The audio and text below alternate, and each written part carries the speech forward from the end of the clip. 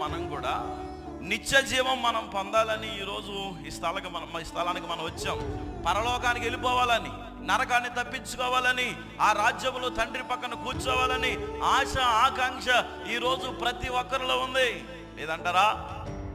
ఒకానొక సమయంలో ఇలాగే నేను సువార్త ప్రకటిస్తూ వెళ్తుండగా ఒక త్రాగుబోతు ఆయన ఏమండి కొద్దిగా ఇబ్బందికరంగా మాట్లాడుతుంటాడు, చాలా తిడుతున్నాడు, పాస్టర్లు అలాంటి అని చెప్పంటే ఆ త్రాగేసున్న ఆయన అడిగాను ఏమనంటే, అయ్యా చచ్చిపోయిన తర్వాత నువ్వు ఎక్కడికి వెళ్ళాలనుకుంటున్నావు అని అంటే వెంటనే అతడు చెప్పిన ఆన్సర్ ఏంటంటే పరలోకం అంటున్నాడు. ఎక్కడికే? నరకానికి వెళ్ళాలని ఎవరికి ఉంటుంది? అందరూ పరలోకానికి వెళ్ళాలనే కదా. అన్ని పనులు ప్రక్కన పెట్టి ఆదివారం మందిరంలో కూర్చోవడం, ప్రార్థనలో ఉండటం, కానుకలు ఇవ్వటం, ఇవన్నీ ఎందుకు అని అంటే పరలోకానికి వెళ్ళడానికే కదా.